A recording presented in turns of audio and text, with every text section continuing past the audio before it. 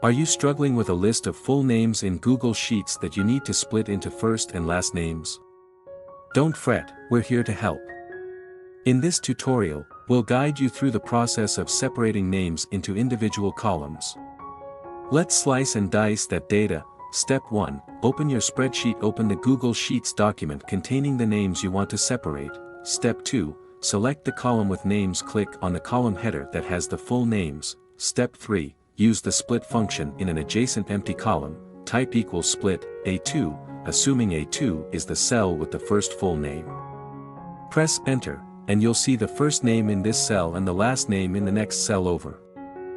Step 4. Apply to all names. Drag down the fill handle, a small square at the bottom right of the cell, to apply this formula to all names in your list, and there you have it, names neatly organized into separate columns.